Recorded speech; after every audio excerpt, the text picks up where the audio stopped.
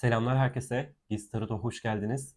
Umuyorum ki her şey yolundadır. Keyfiniz, sağlığınız yerindedir. Yine bir aklımızdaki kişi açılımıyla karşınızdayım. Bir açılım daha yapmayı planlıyorum bugün ya da yarın. Şubat ayında neler yaşayabiliriz? Burç bazında değerlendirmek istiyorum. Bir önceki açılımımızda gruplar halinde yapmıştık. Ateş, su, toprak şeklinde. Bu seferkinde niteliklere göre yapmak istiyorum. Öncü, sabit ve değişken şeklinde. Nasıl isterseniz siz de yorumlarda bunu belirtirseniz bana o şekilde yapmaya çalışırım, gayret ederim. Geçen sefer çok güzel mesajlar almıştık. Ben kendi hayatımda çok fazla şeyi deneyimledim açılımla ilgili.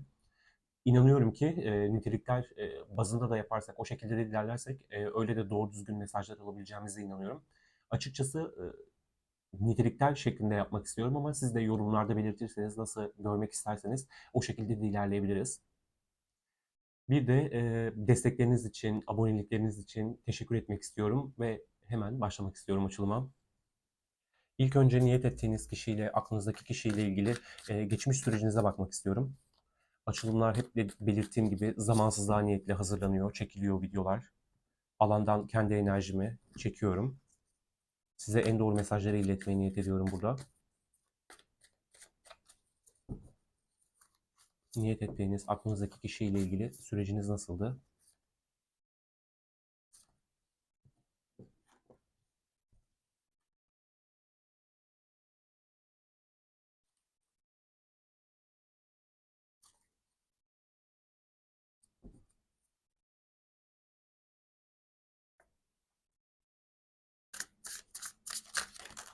Maşallah bir sürü kart dönüyordu. Siz ya da karşı taraf kendinizi ilişkilere, sosyal hayata çok kapattığınız bir evrede tanışmış olabilirsiniz. Bazılarınızın belki maddi olarak getirmesi gereken, uğraşması gereken alanlar vardı. Belki niyet ettiğiniz kişinin böyle bir süreçte tanışmış olacağınız gibi ilişkiniz belli bir noktada bu evreye de takılmış olabilir. Bazı şeyler çok büyük bir sarsıntı geçirmiştir ama yine de buna rağmen ilişkiyi bir arada tutmak için sıkı sıkıya bağlanmışsınızdır. Belki siz, belki o. İlişkiyi var edebilmek için tüm çabanızı ortaya sarf etmiş, koymuş olabilirsiniz. Belki de bu sizsinizdir. Buna bir, yani şurada bir tılsım kraliçesi olarak yansıdığı için yani zor bir süreçten geçerken varınızı yoğunuzu ortaya koyup ilişkiyi oldurabilmek adına tüm imkanları açmış olabilirsiniz kişiye. Bütün sevginizi akıtmışsınızdır, bütün duygularınızı açmışsınızdır. Yani ilişki bozulmasın, ilişki bu tılsım dörtlüsü enerjisinden çıksın ve eski güzel parlak geleceğe eskisi gibi olsun, hatta geleceğiniz daha iyi olsun diye tüm çabanızı sarf etmiş olabilirsiniz. Ve sanki siz ne kadar uğraşsanız da bir şeyler hep askıda kalmış, istediğiniz gibi gitmemiş bir ilişki sessizliğe doğru evrilmiş olabilir. Hali hazırda şu anda bu ilişkiyi çok fazla düşünüyor olabilirsiniz.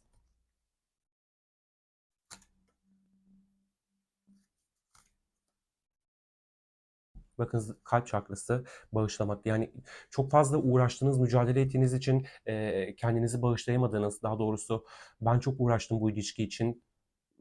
O hiçbir şey yapmadı. Buna rağmen bir şeyler oldurmadı. Artık bu noktada hani ben de bir şeyler yapmayacağım. Ben de artık dinleneceğim. Belki yaptıklarımı, belki yapamadıklarımı düşüneceğim ama etkisinin azalacağını düşünüyorum dediğiniz bir evrede olabilirsiniz.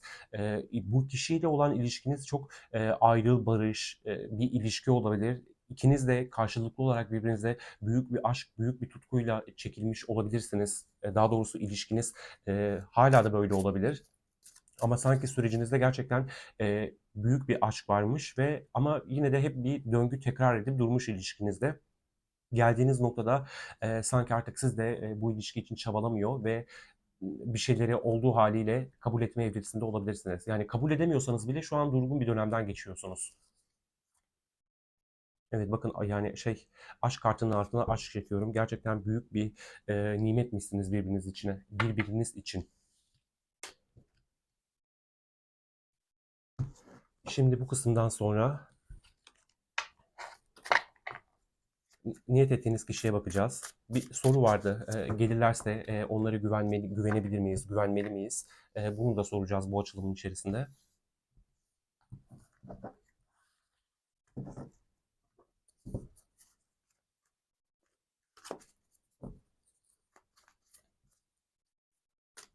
Niyet ettiğiniz kişi, aklınızdaki kişi, hayatında neler oluyor şu an onun? Gündeminde neler var? Az önce dönen kartta tılsım yedilisiydi. 8'i görmek güzel oldu. En azından bir şeyler için çabalıyor.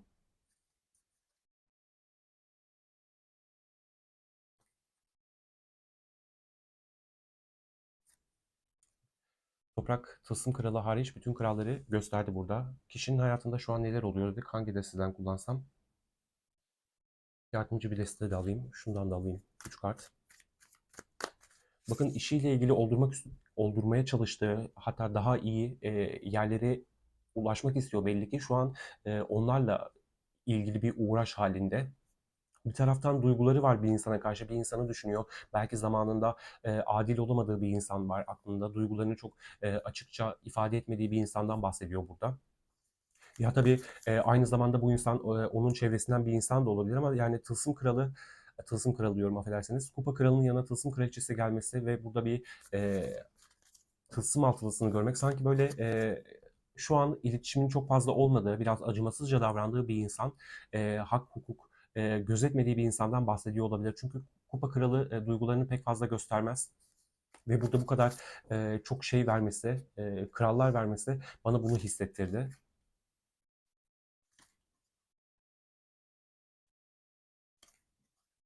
Evet, kartlar da beni onayladı.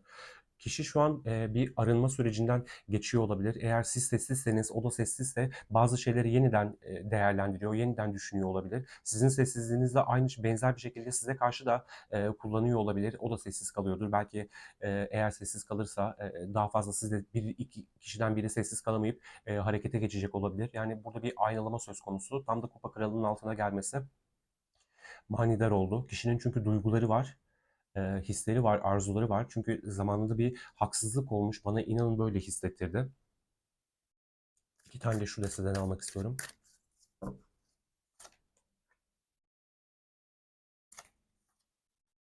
Evet, çok benzer geldi açıkçası.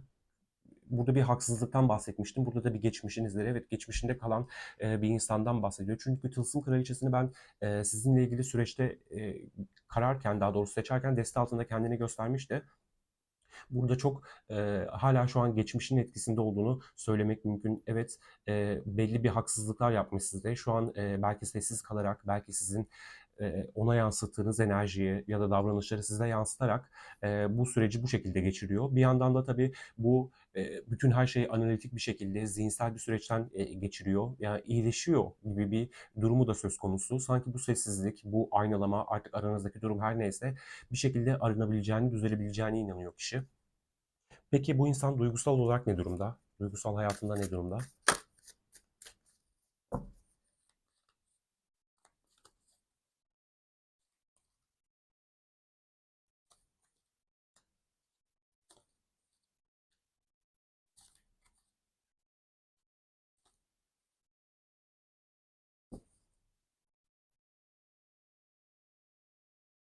Bu insan duygusal olarak ne durumda dedik. Şu desteden de alayım. Bakın bir şeyleri çok fazla oldurma, yani bu siz de olabilirsiniz, siz de olmayabilirsiniz de bu kısmı soracağız. Ulaşmak istediği bir hedef var. Belki biri vardır, bir kişi vardır. Onun her şeyi var. Bir tek ilişkisi yok. Yani onunla ilgili bir çalışmalar belki arkadaş gruplarıyla, belki birilerinden fikir alarak bir ona yaklaşma derdinde. Bu sanırım birkaç önceki açılımımızda da çıkmış olabilir. Yani çok değerli gördüğü, her şeyin var olduğunu bildiği bir insan var. Bu insanla ilgili bir girişimde, harekette bulunmak istiyor. Bazılarımız bu hareketi almıştır. Belki siz değilsinizdir bu ama sanki aldığı bu hareket karşısında biraz kişi hüsrana uğramış.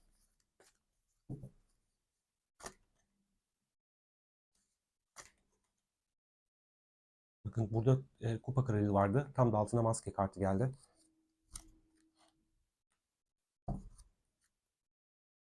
Zehirli arkadaşlıkları aranızda mesafe oluşturuyor ve ruhunuzun saflığını görmesini engelliyor. Bakın bu insan şu an bu insanla birlikte değil. Duygusal olarak ulaşamadığı bir insan var. Çünkü ona karşı duygularını göstermiyor.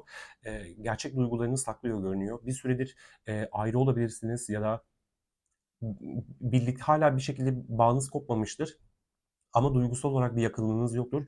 Çünkü kişi sizi bir yasak meyve olarak görüyor. Belki ulaşılması güç bir insan olarak görüyor. Yani soracağız tabii geçmiş kısmı ile ilgili sorularda. Belki yaptıklarından ötürü şu an öyle bir haldedir ki Size bir taraftan gelesi vardır. Belki geldi ama sizden beklediği karşılığı alamadı, reddedildi. Belki bir şekilde tartıştığınız bir şeyler oldu. Şu an geldiği noktada bir tarafı size çekiliyor, bir tarafı diyor ki hayır, bu ilişkiyi sen mahvettin, nasıl olacak şu an bilmiyorum dediği bir süreçten geçiyor olabilir. Bu insan duygusal olarak ne durumda dedik. Buraya birazcık daha destek almak istiyorum.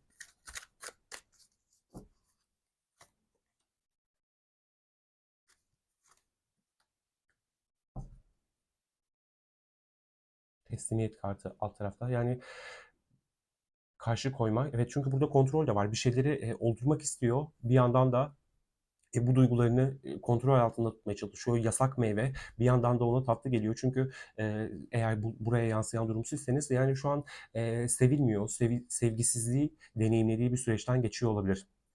Peki bu insan size karşı ne hissediyor? Daha doğrusu size karşı ne düşünüyor? Aa, bakar mısınız dökülen kartlara? Değnek sekizlisini gördüm ilk önce. Tılsım diyorum. Değnek dörtlüsünü gördüm. Şuradaki kartın aynısı. Değnek altılısı. Bakalım gelecekler mi? Adalet ve mahkeme kartı da dönmüş. Bu insan size karşı ne düşünüyor?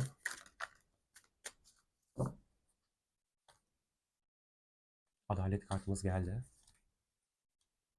Tılsım altılısı, kupa altılısı, kupa beşlisi, değnek sekizlisi. Ki gelen kartlar geliyor gerçekten. Deste altı mesajımız da kupa dokuzlusu. Bu insanın gündeminde size yaptığı haksızlıklar ortada görünüyor açıkçası adalet kartıyla. Ben ona çok haksızlık yaptım. Bir taraftan onu çok özlüyorum. Bir taraftan ona karşı yaptığım hayal kırıklıkları, belki kendi içinde bulunduğu durum ona bir pişmanlık enerjisi olarak geri dönüyor. Bir şeyleri oldurma derdinde. Yani değnek sekizlisini açılımın en sağında görmek bana bu durumu tersine çevirecekmiş inancı aşılıyor açıkçası.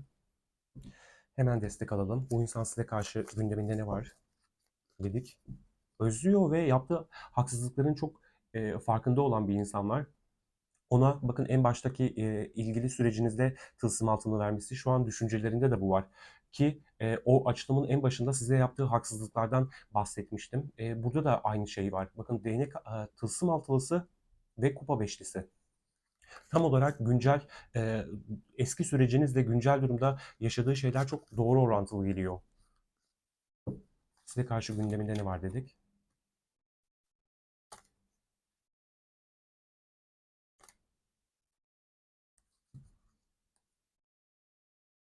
Seni özlüyor. Çok güzel. Çünkü burada gerçekten özleyen ve pişman olan bir insan var. Kupa altılısıyla size özlem duyduğundan bahsediyor zaten. Ve bakın kupa dokuzlusu yani dilek, istek, arzu, niyet kartıdır. Böyle niyaz etmek vardır, dilemek vardır. Burada da çok fazla, burada dua eden bir insan var. Şimdi tam zamanı dualarınız duyuldu, başaracaksınız ve haklı çıkacaksınız. Doyumsuz kartıyla burada kupa altılısının üzerine geldi. Yani siz onun hayatına öyle bir dokundunuz ki artık yani sizden sonra ne yaparsa yapsın bir şekilde o susuzluğunu tamamlayamıyor. O duygusal açlığını, belki burada şefkat kartını da görmüştük kendi duygusal durumuyla ilgili. Yani belki birileriyle bağ kurmaya çalıştığı, birileriyle bir ilişki deneyimledi ama bir şekilde hep bir tarafı eksik. Kimse onu belli ki sizin sevdiğiniz gibi sevmiyor ve geldiği durumda gündeminde sizi çok fazla özlem çektiğini söylüyor bize burada. Şu destelerden de iki tane de buradan almak istiyorum. Size karşı gündeminde ne var bu insanın?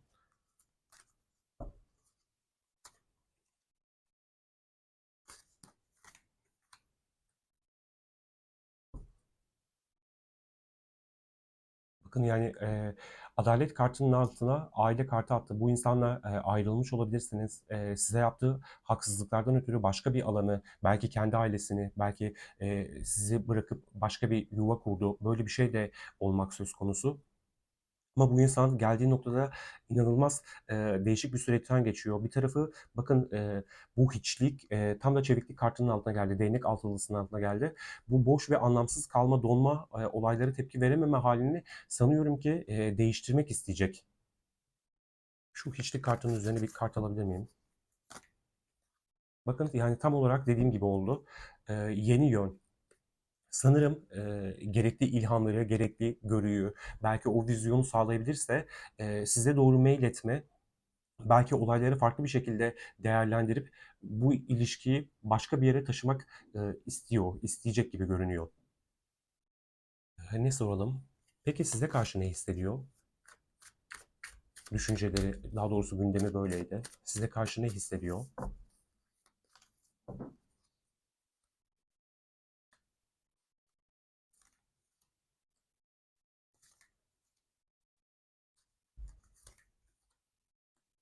Kupa beşlisinin üzerine kupa beşlisi, kupa dokuzlusu.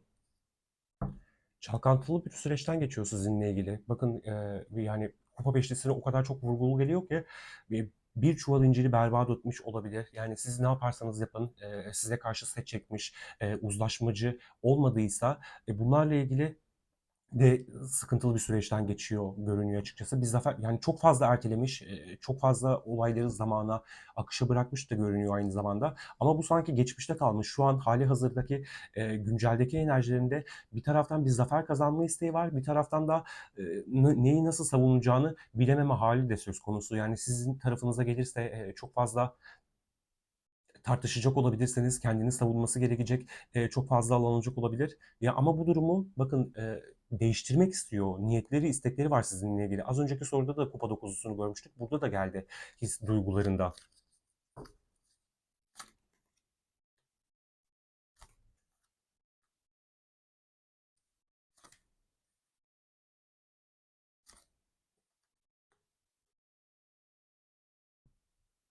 Size karşı ne hissediyor dedik. Hemen anlatacağım bu kısmı da.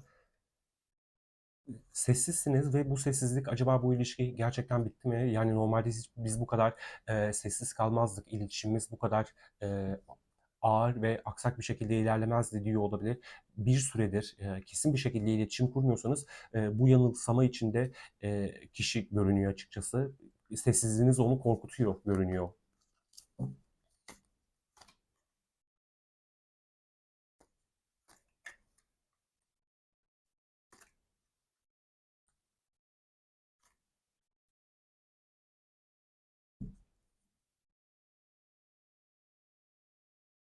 Deste altımız ilahi bir müdahale dedi. Onun hayatında bir takım bir şeyler oluyormuş ve bu size olan bakış açısını olumlu yönde etkileyecek görünüyor. Yani bakmadığı bir açıdan bakacak olabilir.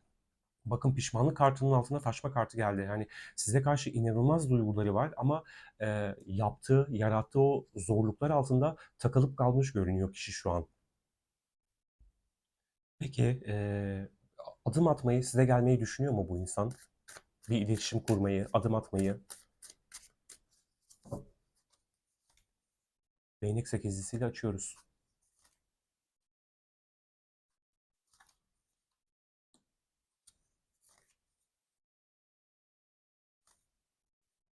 Değnekle açtık, değnekle kapattık. Evet, yani bu birazcık orta kısmı da anlatmış oldu. Para tılsıması da var deste altımızda. Evet, bu insan kesinlikle size bir adım atmayı, bir iletişim başlatmayı düşünüyor. Yani eğer geçmişinizde sizi üzecek durumlar yaptıysa ki yapmıştır çünkü buraya yansıyan şeye göre o öyle bir durum söz konusu.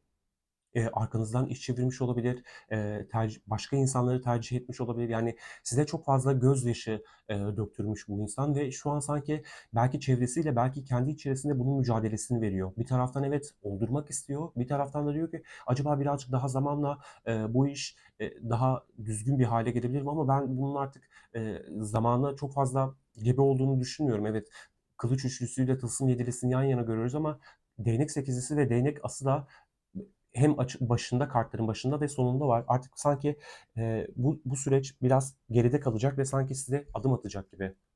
Destek almak istiyorum. Bu insanların iletişim gelir mi? Bir adım, bir haberleşme olur mu dedik.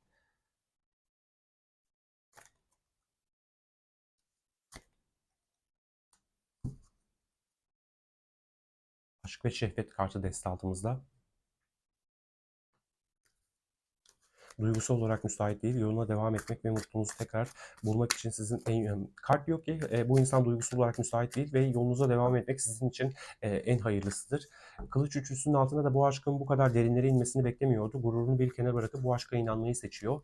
Onu avucunuzun içine aldınız. Eski yöntemlerin sizde işe yaramayacağını biliyor. Bu da tılsım yedilisinin altına geldi. Bakın sessizliği bir silah olarak kullanmış olabilir bu insan. Birazcık daha sessiz kalırsam o daha fazla dayanamaz ve beni kazanmak için, belki iletişim başlatmak için uğraşacak olabilir. Ama geldiği noktada siz artık asla ne kadar sessiz kalırsa kalsın siz de sessizliği sürdürüyorsanız bu insanın içinde bir şeyler uyanmaya ve kıpırdamaya devam ediyor. Evet, bazılarımız için duygusal olarak müsait değildir ve sizin hayrınıza değildir belki şu an bir iletişim kurmak. Bundan da bahsediyor olabilir ama sanki artık açılımın başından beri söylediği şeyi tekrar etmek istiyorum. Bu insanın içinde bir şeyler uyanıyor ve harekete geçmek birazcık daha kolaylaşıyor onun için. Bakın zaman zaman, ilahi zaman, ilahi zaman. Yani sanki bir şeyler öyle bir geçici, kendiliğinden gelecek ki bazılarımız için sıkıntılı bir tartışmanın sonucunda doğacaktır bu iletişim. Bazılarımız için yine bir tartışma olacaktır ama artık her şey olduğu haliyle daha güzel bir noktaya evrilecektir. Sanki bir az zaman gelmiş görünüyor. Yani tabii kişinin bir taraftan aşk duyguları vardır size karşı, bir taraftan şehvet, o tensel arzu yani bir şekilde özlüyordur sizi. Çünkü arayıp da bulamadığı bir şey var sizde ve son zamanlarda bunu fark etmiş görünüyor açıkçası. 3 tane de şundan almak istiyorum iletişimle ilgili destek.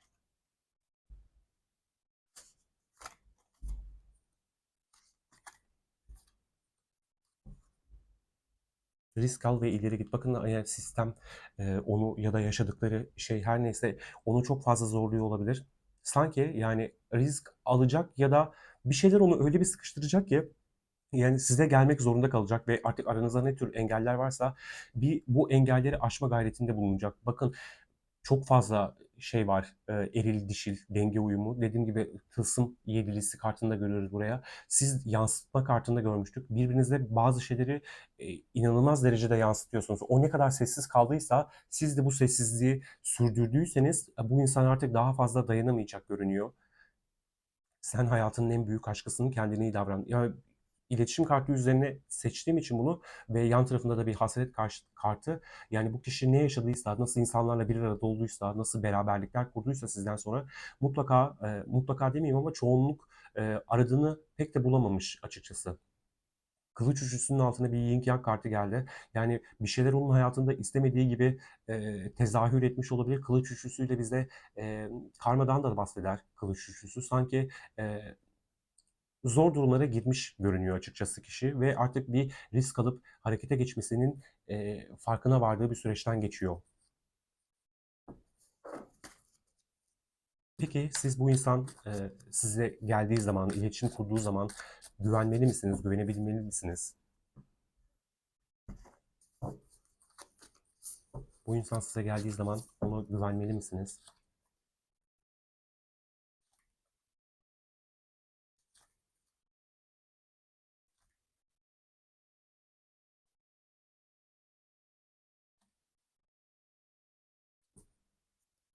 Bakın size nasıl geleceğini e, iyi analizledin. Sanki kartlar diyor ki o yani seni bu ilişki içinde tutmak için elinden gelen tüm çabayı sarf edecek. Yani çok fazla uğraşacak, bazı durumları göğüsleyecek. Yani bu şekilde davranacak. Duyguları var.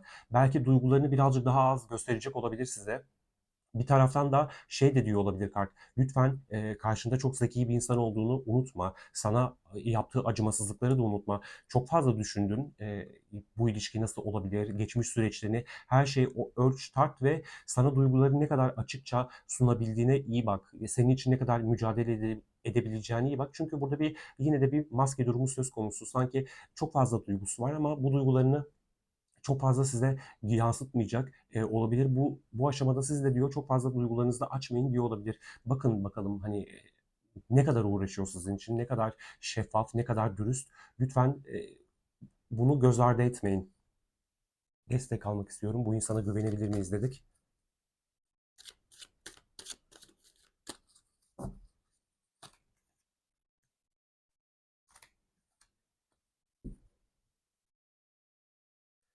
Tılsım şövalyesi de biraz yavaş hareketten bahseder, yavaşlıktan bahseder. Yine ama sağlamcıdır. Burada da e, yavaşlama kartıyla da olması gerekenden birazcık daha ağır ilerliyor diyor süreçler. Belki ama eminim zaten bu süreci deneyimliyorsunuzdur şu an.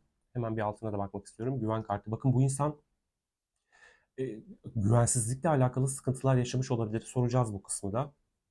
Şuradan da bir destek almak istiyorum. Bu insana güvenmeli misiniz?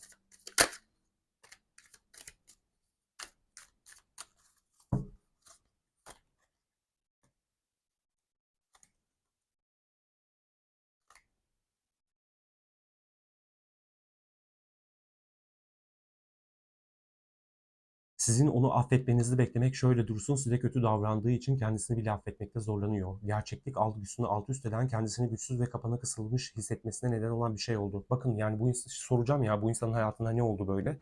Çünkü burada değişik bir durum söz konusu. Yani dediğim gibi burada bir adalet ve kılıç yedilisi. Kılıç yedilisi hani sevdiğimiz bir kart değildir. Üzerine de adalet kartını alınca yani bana bu kombinasyon şey söylüyor.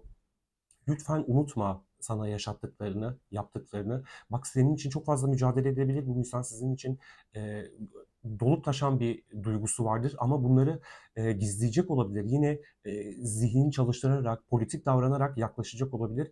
Lütfen bunu gözünden kaçırma. Tabii bazılarınız için de şeydir bu. Şehvet ve tutku kartı var. Açılımın başından beri bu kart da bir kendini gösteriyor.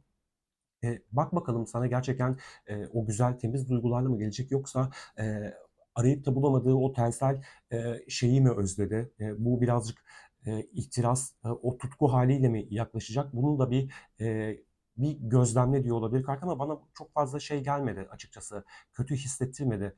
Yani kılıç yedilisinin yanında bir değnek yedilisi de görmek duyguları vardır size karşı ama yani yani birazcık böyle burnu havada falan bir imaj çizecek olabilir. Belki çok fazla şey olacak size karşı. Savunmacı olacak. Lütfen bunları bir ne derler göz önüne alın, bulundurun. Yani her ne size nasıl davranırsa davransın burada sizinle ilgili konularda bir aydınlanma yaşamış bir insan var karşınızda. Yani dediğim gibi çok politik yaklaşıyor ama o politikliğin altında size karşı olan duyguları söz konusu. Peki bu insan ne yaşadı böyle? Kullanmadığım bir deste bakıyorum. Şundan değil de hadi şundan alayım.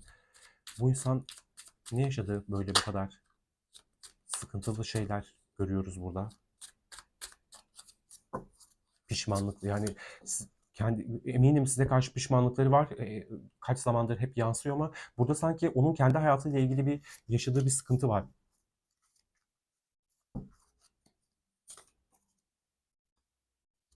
Kupa dörtlüsü, dünya kartı.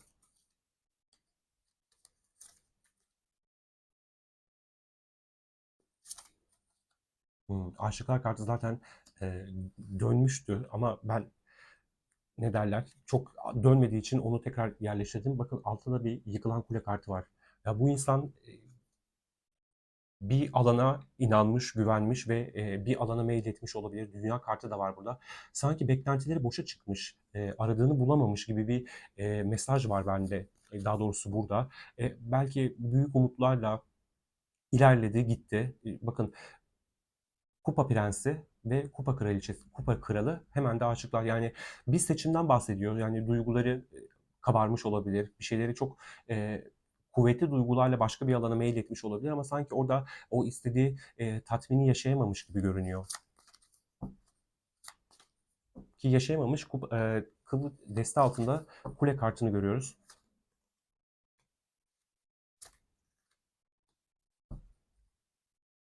Sadakati sınanmış olabilir bu insanın. Size de benzer bir durum yaşattıysa, bir sadakatsizlik durumu olduysa böyle bir durum olmuş olabilir ve sanki bunun hakkında bir şeyler öğrenmiş olabilir. Saklanan durumlar, bilinmesi istenmeyen gerçekler, şahsi mesajlar ve sırlar. Belki gittiği bir alanda maskesi düştü. İnsanlar onun ne bileyim hoş olmayan tarafını gördüler. Böyle bir şey olabilir. Ki o güvenerek, çok isteyerek, arzu ederek gittiği bir alandan, seçtiği bir alandan istediği durumları yaşayamamış olabilir. Belki bu bir iş ilişkisidir, belki gönül ilişkisidir. Sanki istediği gibi şeyler olmamış görünüyor açıkçası.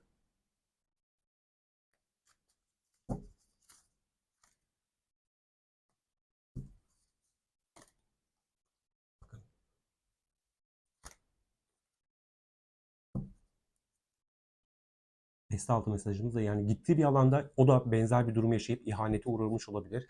Belki kendisi yine orada bir sıkıntılı bir süreç yaşattı. Oradaki insanlar ya da orada bir durum onun hakkında gerçeklerini öğrenmesine sebep oldu. Yaptığı bir seçimle ilgili inanın burada bir karanlık taraf var. Hani hoş olmayan bir durum yaşanmış burada. Belki kendi içinde bir şeylerle yüzleşti. Belki de insanlar onun gerçek yüzünü gördü ve böyle bir sıkıntılı süreçten sonra aklı başına gelmiş olabilir. Hemen ne soralım, ne soralım?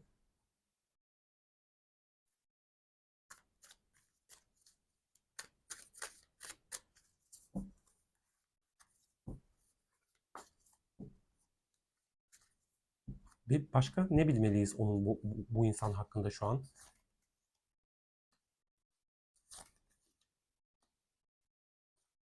Bu kısmı devam ettiriyor sanırım.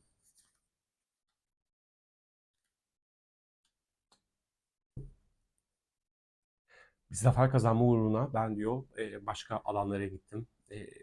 Kupa dörtlüsünün yanında kupa ikilisi var. Beni çok seven bir insanı üzdüm ve şu an geldiğim noktada bir uyanış halindeyim. Onunla ilgili gerçeklere kendi içimde uyanıyorum ama yani endişeleri de var. Size doğru gelmenin, mail etmenin. Çünkü kavga yapacaksınız, tartışacaksınız, acımasız olacak olabilirsiniz ona karşı. Ama geldiği noktada sizinle ilgili bir zafer kazanmak istiyor.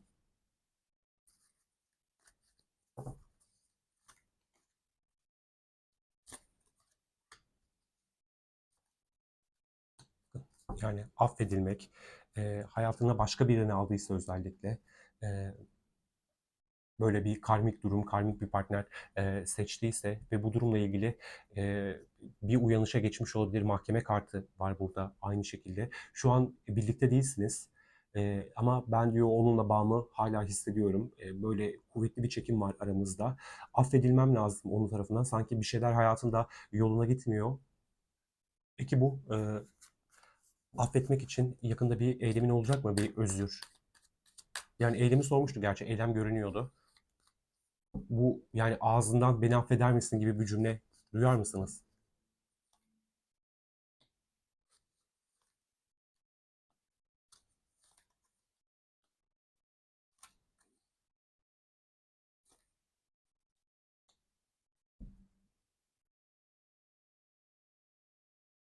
Valla o bir içinde gerçekten kendini bir affederse bazıları gerçekten hala ben gideyim bir kavgamızı yapalım. O çünkü çok endişelenen bir insan var. Biraz sizin şehrinizden korkuyor gibi görünüyor açıkçası. Yani çok fazla zaman geçtiği için de ona acımasızlık yapacağınızdan endişe ediyor olabilir. Belki beklentilerinizi, bütün umutlarınızı boşa çıkardığı için böyle bir durum yaşanacak olabilir. Ya, şehrinizden gerçekten çok korkuyor ve açıkçası burada böyle pişmanlığını dile getirmektense sizinle çatışmaya, kavgaya gelecek olan bir insan var.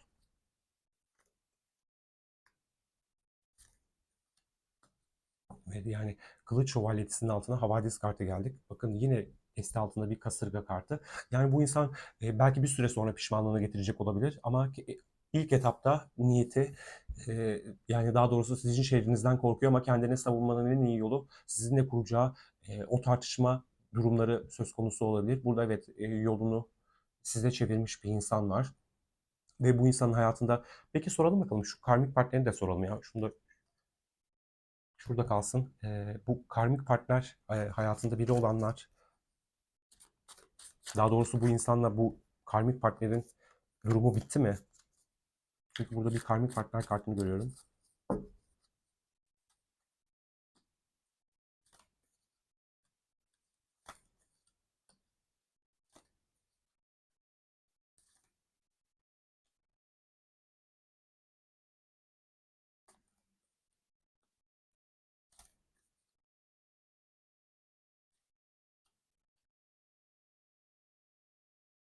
Kolektif açılım olduğu için inanın böyle bir sürü şey anlattı bize. Bu sadece gerçekten bu alanı bilenler için gelen bir mesaj. Bazıları bitmediyse bitmek üzere. Eğer bu durumu siz biliyorsanız çünkü orada bazı sırlar ortaya çıkmış olabilir. Çünkü bu kişi de karşısındaki muhatap olduğu insan da başka bir alana mail etmiş olabilir. Hala içinde böyle bir dalgalanma söz konusu. Bazıları gerçekten bu alanı terk etmiş ve yeni bir Yani burada ayrılanlar da var. Hala bu ayrılmadık ama beraber de sayılmayız diyenler de var. Yani bu alanı komple geride bırakmış olan bir insan da var. Ve hali hazırda içinde bulunduğu durumda ne yapacağını kestiremeyen bir insan da var. Yani çok fazla seçenek sundum. İnanın ama ne diyeceğimi bilemedim. Çünkü burada bir sürü şeyden bahsetti. Tekrar bir bakmak istedim. Evet, tam olarak dediğim gibi yani kolektif olduğu için e, şöyle bir şey yapayım. Yine kullanmadığım bir desteden alayım.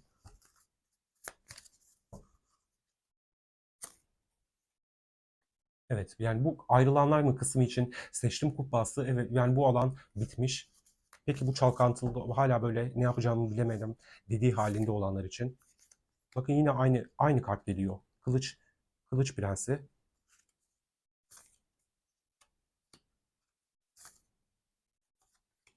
Son bir tane daha alıyorum.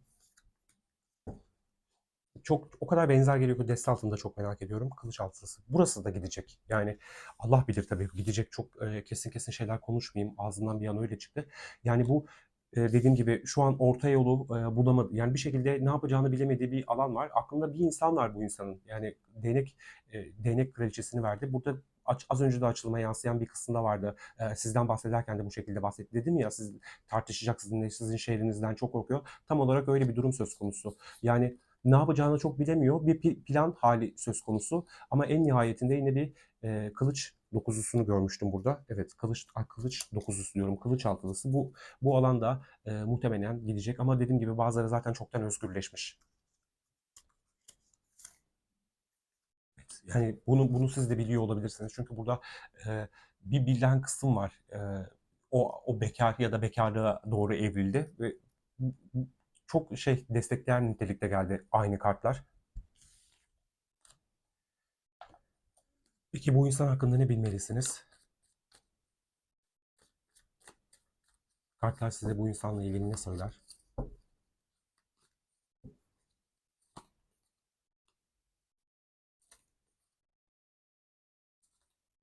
Bakın çok benzer bir durum söz konusu. Sanırım buradaki bu etkiyi alacak olan insanlar şu an hayatından özgürleşmek üzere, daha doğrusu özgürleşmiş insanlardan bir haber gelecek size. Yani hem tılsım şövalyesi var, hem kupa onlusu var, hem de kadehlerin süvarisi. Dediğim gibi yani eğer biliyorsanız bir süredir hayatında biri olduysa bu insanın belki ayrıldığını da biliyorsunuzdur. Belki öğreneceksinizdir ama burada özgürleşen ve size mail edecek olan bir insan var. Doğru mu anladık buraya diye bir kart seçmek istedim ve tılsım onlusu geldi. Bir tane daha seçiyorum. Evet yani bu insan bu alanı terk edecek. Evet, yani biten bir durum söz konusu olacak bu insanın hayatında. Belki de bitmiştir çoktan. Doğru mu anladık diye sordum. Evet çünkü burada sizin yokluğunuzu çeken bir insan var. Bitirmesi gerekenleri bitirip size doğru mail edecek. Belki de çoktan etti. Yazarsınız. Belki de en yakın süreçte size doğru gelecek olan bir insan var. Çünkü bu insanın hayatında belli ki bir şeyler noktalanmış ve sanki bunların böyle yaşanması gerekiyordu. Bu bir şekilde bir yokluğu yaşamış bu insan ya da şu an hali hazırda deneyimliyor. Sizinle ilgili planları olabilir. Nasıl yaklaşacağını şu an yani uğraşıyor olabilir, düşünüyor olabilir. Değnek ikilisinde biraz plan vardır. Duygulardan ziyade bir hedefe odaklanmak vardır. Sanki bu yokluğu tersine çevirecek ve arzu ettiğiniz şekilde size değişerek, dönüşerek gelecek olan bir insan var.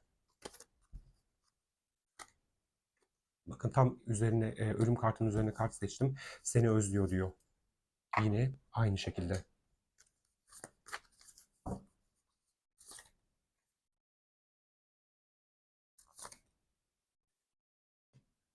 Ya bu kendi hayatıyla ilgili olan kısım içine aldım. Hayal kırıklığına rağmen tüm hayallerini gerçekleştirme yolundasın. Yani şu an dediğim gibi bir alanı terk ediyorsa ya da bir alanla ilgili bir sıkıntısı yaşıyorsa artık harekete yani bu sanki bu özgürleşmiş olan insanlar için değil de ne yapacağını bilemeyen insanlar için. Yani size karşı muhtemelen pişmanlıkları var ama ne bileyim içinde bulunduğu durumda yalnız kalmak istemiyordur. Sanki kart ona diyor ki artık duygularının farkına bir var. Sahip olduğun gücün, potansiyelinin farkına var ve harekete geç. Yani bu basiretsiz enerjiden, bu hiçbir şey yapamaz halini geride bırak ve harekete geç dedi. Yani sizin için seçtim aklınızdaki kişiyle ilgili ne bilmelisiniz diye. Öğrenmeye hazır değilsin dedi. Tamam o zaman biz de daha da fazla zorlamayız. Çünkü belli ki burada bir şeyler oluyor. Size doğru meyledecek olan bir insan var ama daha fazlasını öğrenme dedi bize kart. Peki bir de bu insandan bağımsız olarak kartlar size bir şey söylesin. Of of çok güzel kartlar geliyor ya. Bakayım. Of of of. Neyse hadi gelirlerse öyle yorumlayalım. Sanki hali hazırda içinde bulunduğumuz durum size keyif vermiyordur ama bir şekilde saplanıp kalmışsınızdır. Şartlarınız neyse onu sıkı sıkıya tutunmuşsunuz. Ama sanki kartlar diyor ki artık bu durum tamamen tersine çevriliyor, dönmek üzere. Ve istediğin başarılar, zaferler sana gelmek üzere diye yorumladım. Ama bakalım ne gelecek. Bu insandan bağımsız kartlar size bir şeyler söylesin.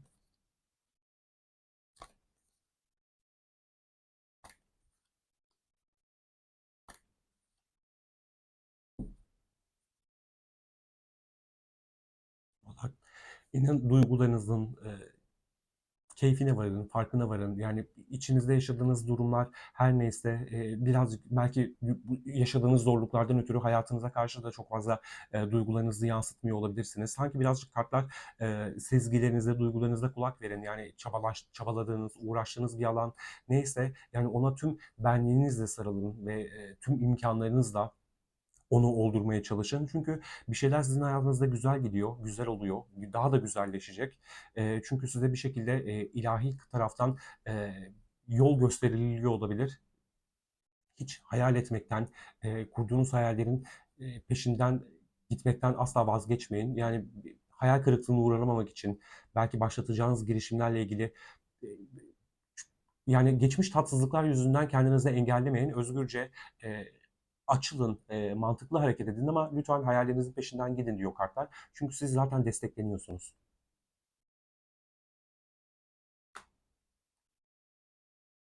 Bir kılıç yedilisinde gördüm ama seçmediğim için yorumlamayacağım.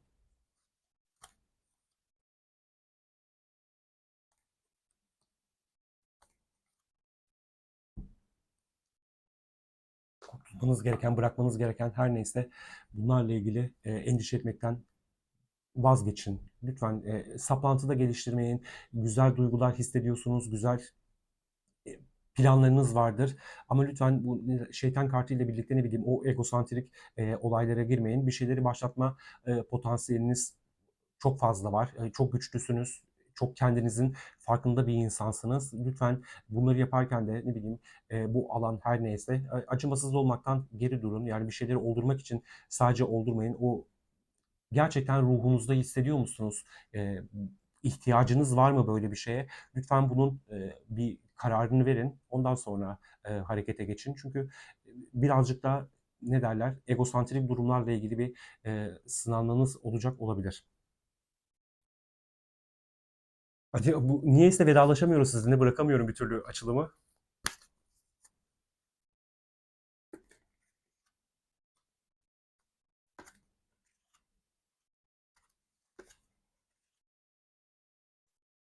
Bakın yani bu aklınızdaki olan insanla ilgili de olabilir bu kısım. Ya hiç fark etmediğiniz şeyler fark edecek olabilirsiniz. Belki bazılarımız gerçekten bu geçmişindeki ilişkiden vazgeçecektir. Belki bazıları daha başka potansiyeller görecektir. Belki hayatıyla ilgili.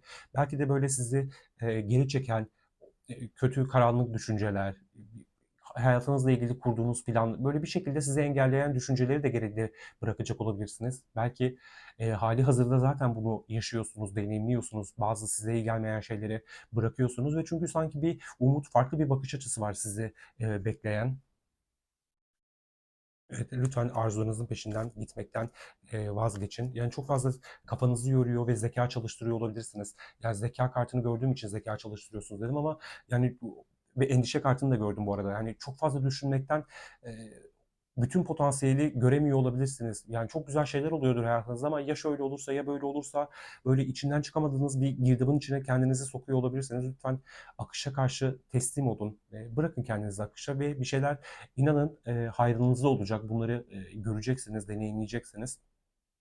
sizi geride tutan, geriye çeken durumlara, duygulara lütfen kabullenmeyin onları, sırtlanmayın. Evet, onları bir tecrübe olarak cebinizde tutun ama ilerlemenize engel olmasına izin vermeyin. Oh, böyle bir açılımda umarım izlerken, dinlerken keyif almışsınızdır. Umarım doğru mesajları iletebilmişimdir size. Buraya yansıyan enerji, durum böyleydi. Umarım hepinizin ayrına çok güzel gelişmeler olur. Çok güzel birliktelikler kurarsanız, girişeceğiniz bu iş her neyse onunla ilgili de çok güzel başarılar elde edersiniz deyip açılımı noktalamak istiyorum. İzlediğiniz ve dinlediğiniz için teşekkür ederim. Başka bir açılımda görüşmek üzere. Hoşça kalın.